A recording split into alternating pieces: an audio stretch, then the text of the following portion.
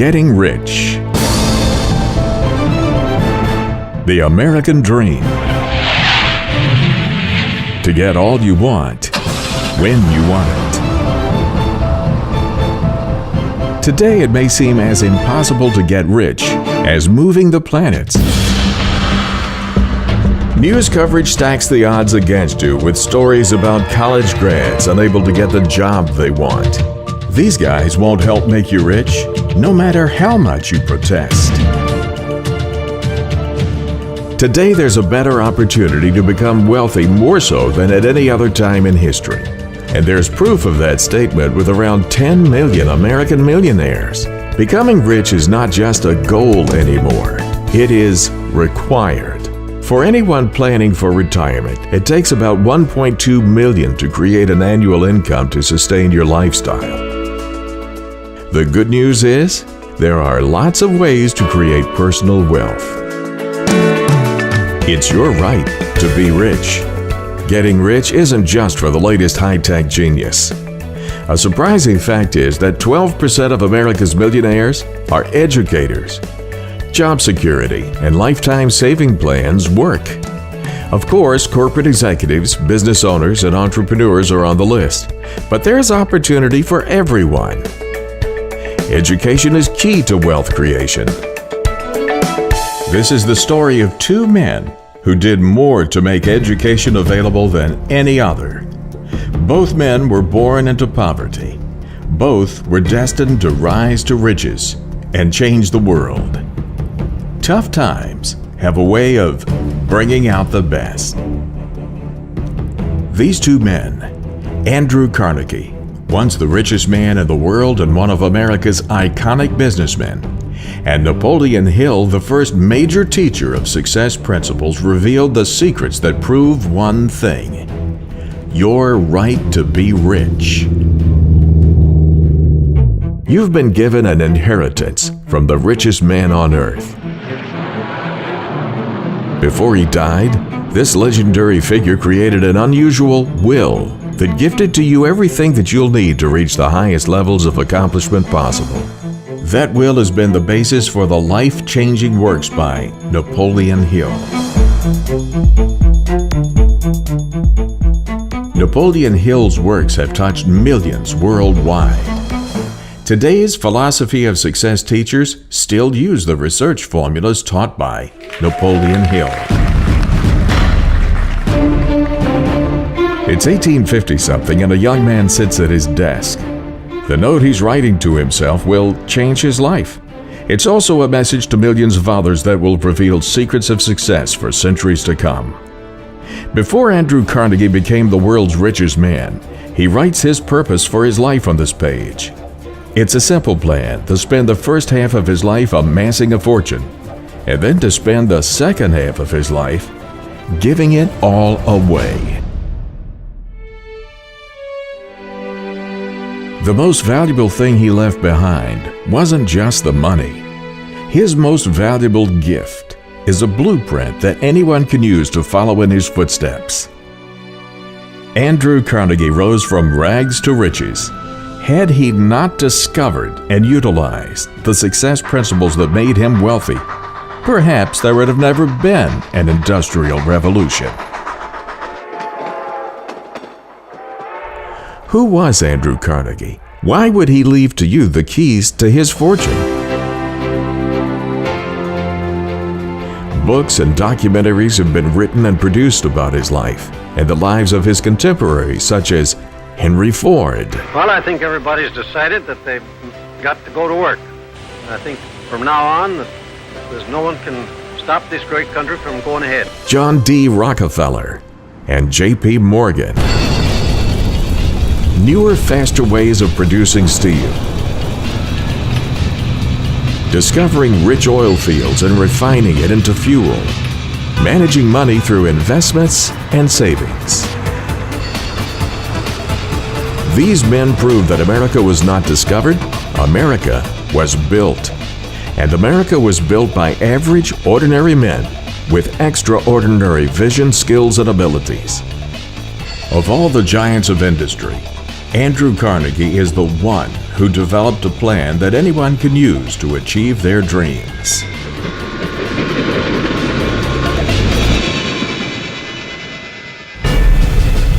If Andrew Carnegie sat across from you today and asked, "Why do you want to be a millionaire?" the answer may seem obvious. Instead of all the things you could buy, he would most likely advise you to become wealthy not because of the things you can buy, rather because of what you become. Becoming rich is not your signature moment. What you become in the process of pursuing wealth is your signature moment. Andrew Carnegie became the richest man on the planet and ended up giving it all away. And his example has led contemporaries like Bill Gates and Warren Buffett to follow in his footsteps. These two are leading others to follow. They created the Giving Pledge to motivate America's wealthiest individuals and families to give away the majority of their fortunes to charity. Andrew Carnegie was born in Scotland in a typical weaver's cottage with only one main room in 1835. The town was the medieval capital of Scotland.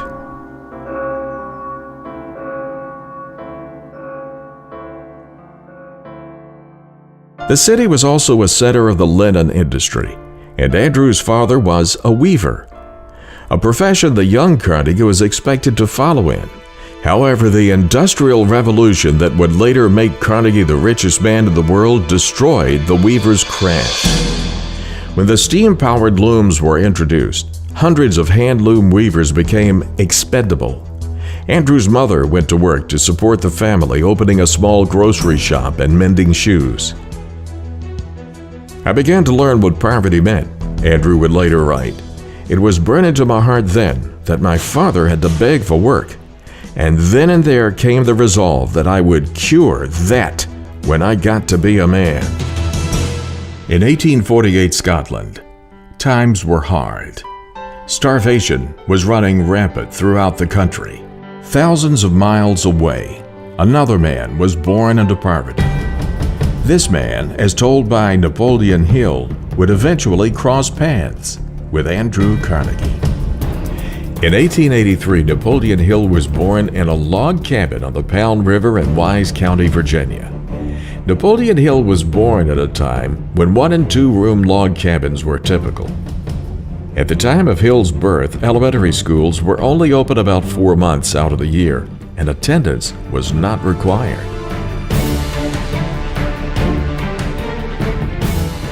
His stepmother suggested that he devote his time to reading and writing, and she concluded, "You might live to see the time when your influence will be felt throughout the state." She didn't know at the time that her words would spark a fire in the young boy, that he would see his influence not only spread across the state, but he would influence generations around the world for years to come.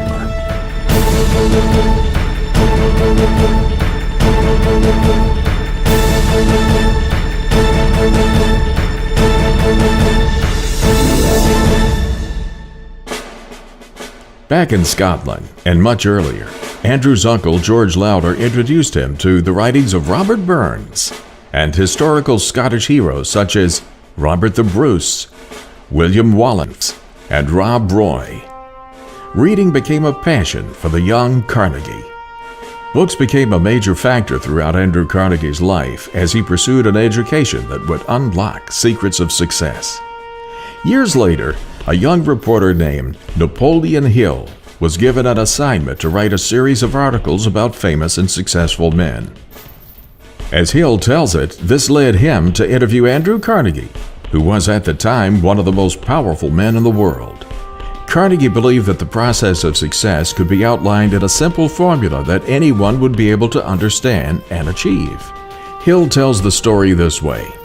Impressed with Hill, Carnegie asked him if he was up to the task of putting together this information, to interview over 500 successful men and women, to discover and publish a formula for success. I caught my first fleeting glimpse of the profound law which provides the means by which we may choose our own purpose in life and attain it, while I was being coached by Andrew Carnegie during the organization of the Science of Success philosophy.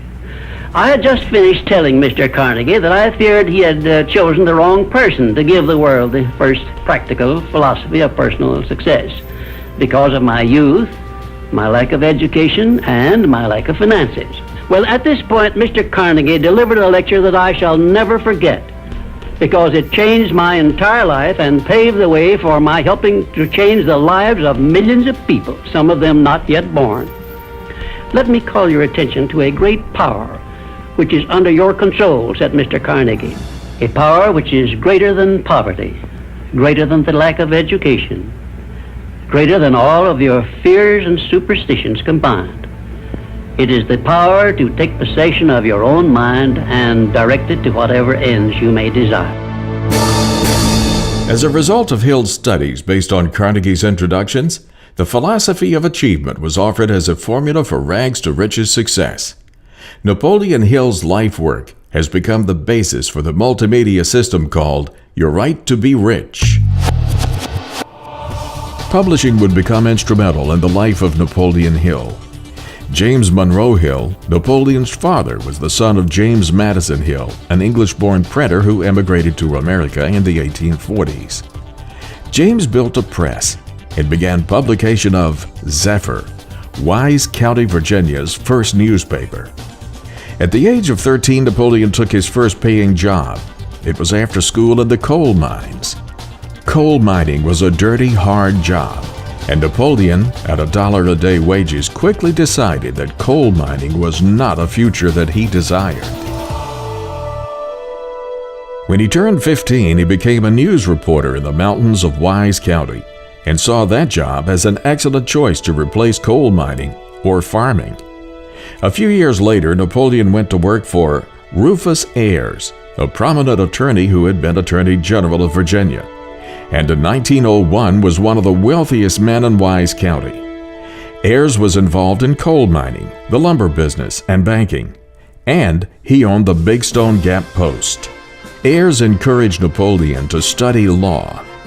While Napoleon Hill attended Georgetown Law School in Washington, D.C., he went to work for Robert L. Taylor, a former governor who published Bob Taylor's magazine. While working for Bob Taylor, Napoleon agreed to interview successful business people. At the age of 25, he found himself at the mansion of Andrew Carnegie.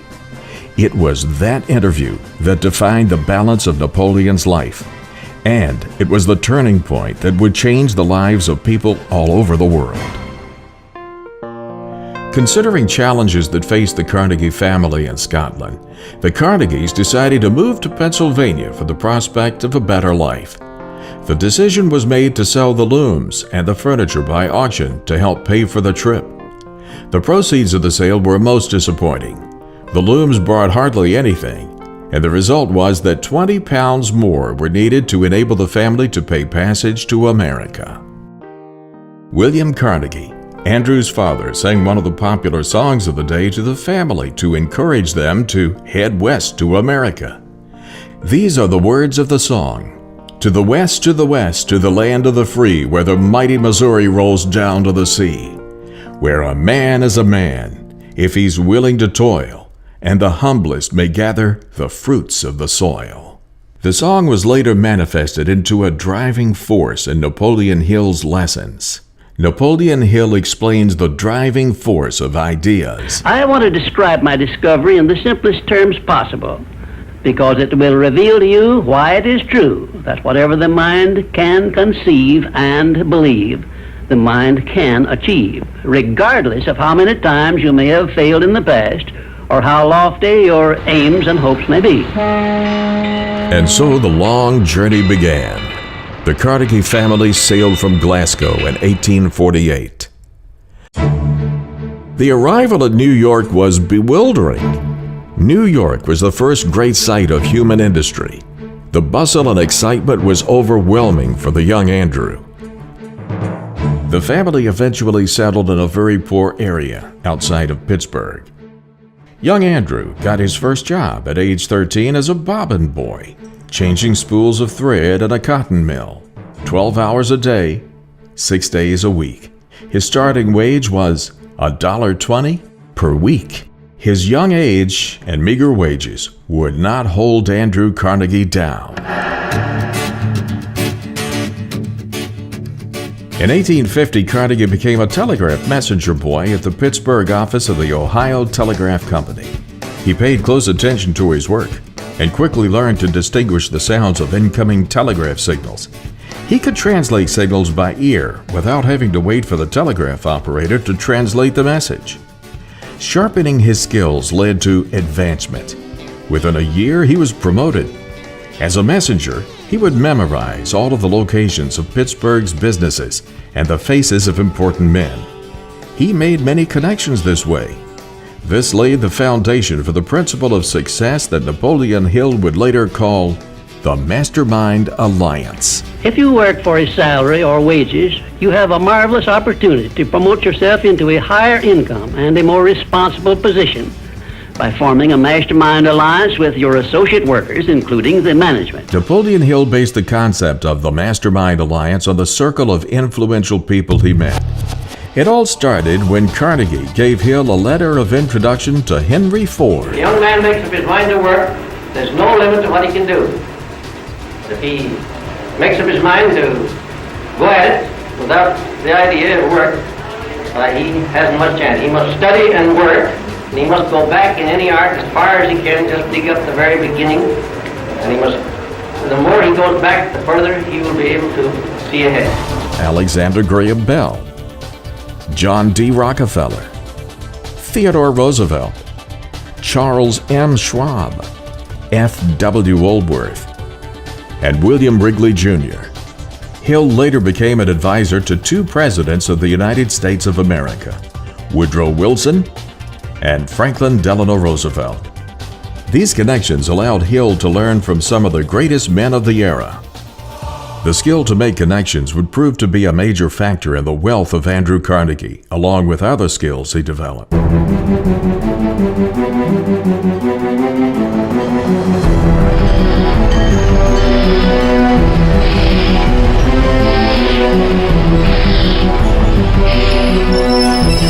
Through the young life of Carnegie, his willingness to work hard, his perseverance, and his alertness soon brought great opportunities to him. One of the men Carnegie met at the telegraph office was Thomas A. Scott of Pennsylvania Railroad. Scott was so impressed with the boy that he employed Carnegie. Carnegie advanced quickly through the company, becoming the superintendent of the Pittsburgh division. That would be vital to his later success. The railroads were the first big businesses in America, and Carnegie learned much about management and cost control. Scott also helped him with his first investments. Scott made it possible for Carnegie to invest $500 in the Adams Express, which contracted with the Pennsylvania. The money was secured by his mother's placing a $500 mortgage on the family's $700 home. A few years later, he received a few shares in T.T. Woodruff's sleeping car company. Reinvesting his returns in railroad-related industries such as iron, bridges, and rails, Carnegie slowly accumulated capital. The basis for his later successes came to him by developing a vertical strategy of owning related businesses that gave him more control as he focused his energies on his goal: to become wealthy. That definiteness of purpose became another lesson that Hill published. When you speak of your poverty and lack of education, Mr. Carnegie explained, you are simply directing your mind power to attract these undesirable circumstances, because it is true that whatever your mind feeds upon, your mind attracts to you. Now you see why it is important that you recognize that all success begins with definiteness of purpose, with a clear picture in your mind of precisely what you want from life. Andrew Carnegie elaborated on definiteness of purpose as a power to achieve the financial goals you desire, as Hill explained. First, decide definitely where you wish to be and what you wish to be doing during the next 3 years. And second, decide how much money you desire to be making and what you are going to do to earn it.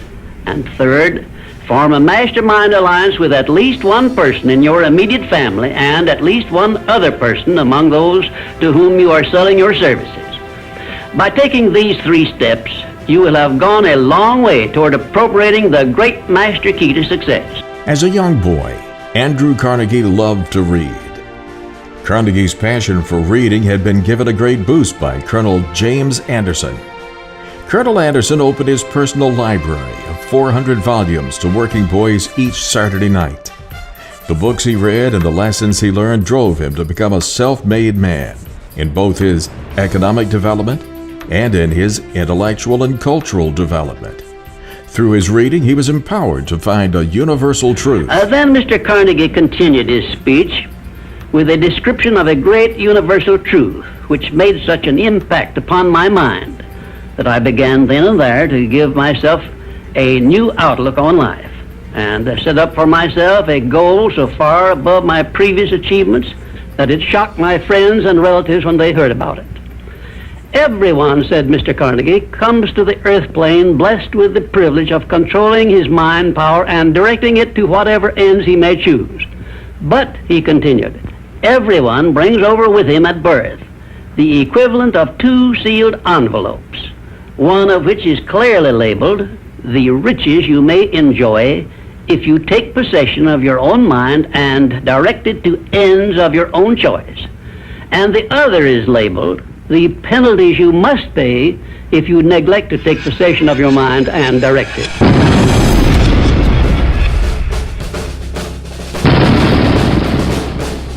The Civil War created demand for iron products, such as armor for gunboats, cannon, and shells, as well as 100 other industrial products. And that demand made Pittsburgh a center of wartime production.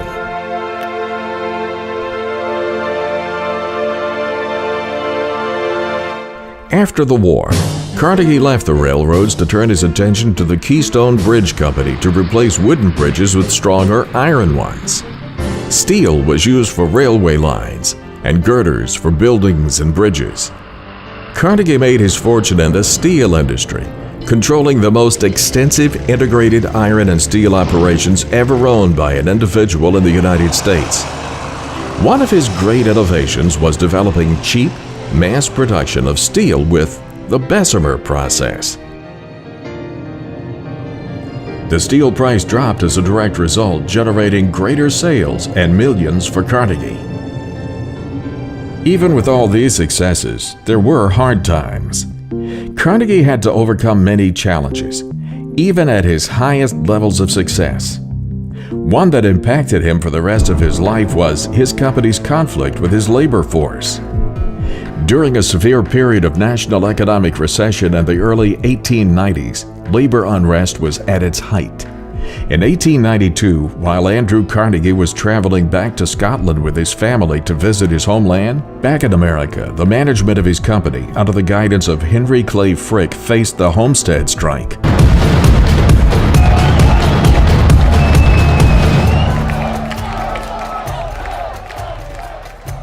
The Homestead Steel Works in the Pittsburgh area town of Homestead, Pennsylvania, between the Amalgamated Association of Iron and Steel Workers and the Carnegie Steel Company, also known as the Homestead Steel Strike, created a battle between strikers and private security agents. The battle was one of the most serious disputes in U.S. labor history.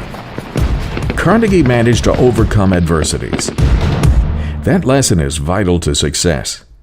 Napoleon Hill later wrote, "Every adversity has the seed of an equivalent or greater benefit." Indifference cannot create a mastermind alliance for you. A negative mental attitude can bring you nothing but failure. Remember always, you are where you are and what you are because of your mental attitude in which you relate yourself to other people. Remember also, your mental attitude is the one and the only thing over which you have complete control. In 1901, Andrew Carnegie was considering retirement. To make this happen, he once again relied on his contacts. Control your mental attitude and make yourself friendly and agreeable with everyone with whom you are closely associated if you expect friendly cooperation in return. Carnegie also taught this principle, that a great business is seldom, if ever, built up except on the lines of strictest integrity. He has said it's not the letter of the law, but the spirit of the law that must be the rule. Always give the other party the benefit of the doubt. Success is something which has to be planned, and success is something which has to be earned in advance. True, there is such a thing as luck, but just remember that luck is something you can create for yourself if you know the rules and follow them just as I give them to you. Remember, too, that success in the higher brackets of achievement is something that can be had only by taking others along with you. And the best definition of success, which I know, is this. Success is the knowledge with which to get whatever you want from life without violating the rights of others and by helping others to acquire it. At that time, Andrew Carnegie considered John Pierpont Morgan as America's most important financial deal maker. J.P. Morgan knew how efficiently Carnegie produced profit. He envisioned an integrated steel industry that would cut cost, lower prices, produce greater quantities, and raise wages to workers. To do this, he needed to buy out Carnegie. So Carnegie wrote the asking price for his steel business on a piece of paper and had it delivered to Morgan. Morgan accepted without hesitation, buying the company for $480 million. "Congratulations, Mr. Carnegie," Morgan said to Carnegie when they finalized the deal. "You are now the richest man in the world." Carnegie spent his last years as a philanthropist. From 1901 forward, he devoted himself to charities. One of the most tangible examples is the founding of 2,500 or more libraries in the late 19th and early 20th centuries. These libraries stretched across the English-speaking world, including the United States, United Kingdom, Australia, and New Zealand. Carnegie spent over $55 million of his own wealth on libraries alone. It is said that Carnegie had two main reasons for donating money to the founding of libraries. He believed that libraries added to the nature of America. Anyone with a desire to learn could educate themselves and be successful in America, like he had been. Second, Carnegie believed that immigrants like himself needed to acquire the cultural knowledge of America, which a library would enable them to do. Carnegie has also donated money to schools all across the globe. He was one of the major benefactors of the Tuskegee Institute under Booker T. Washington for African American education.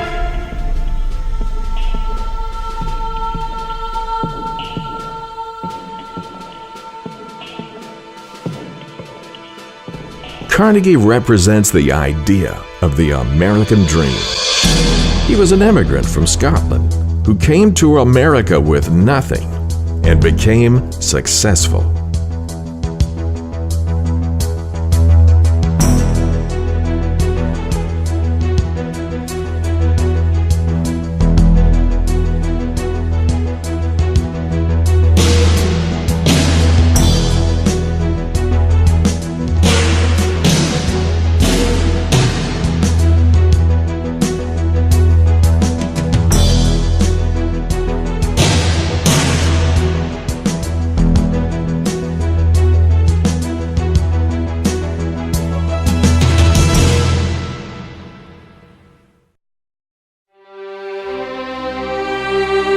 Andrew Carnegie died on August 11, 1919, in Lenox, Massachusetts, of bronchial pneumonia. He had already given away over $350 million. Andrew Carnegie discovered and shared his skills and knowledge with Napoleon Hill, who went on to create a remarkable multimedia course, Your Right to Be Rich. Through purpose, attitude, and the willingness to work for it, he taught that individualism, private property, the law of accumulation of wealth, and the law of competition are the highest results of human experience. He had a strong opinion against inherited wealth. Carnegie believed that the future leaders of society would rise from the ranks of the poor. Carnegie believed in this because he'd risen from the bottom. He believed the poor possessed an advantage over the wealthy. The advantage is the lessons learned when overcoming defeat. His 1889 article proclaiming the gospel of wealth called on the rich to use their wealth to improve society, and that stimulated a wave of philanthropy. Napoleon Hill followed Mr. Carnegie's lead. In 1962, the Napoleon Hill Foundation was established as a non-profit charitable educational institution. It's dedicated to making the world a better place in which to live. Napoleon Hill died in November 1970. The American dream is still very much alive.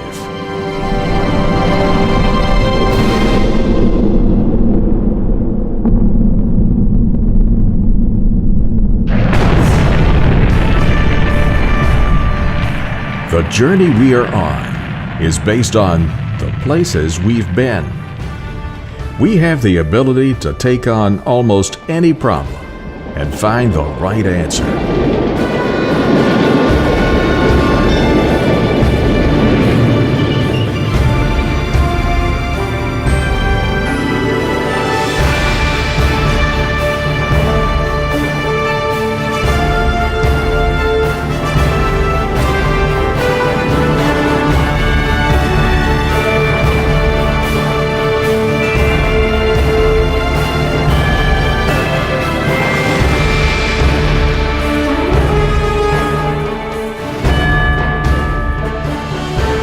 The same principles that made Carnegie wealthy are the same principles that drive success and wealth today.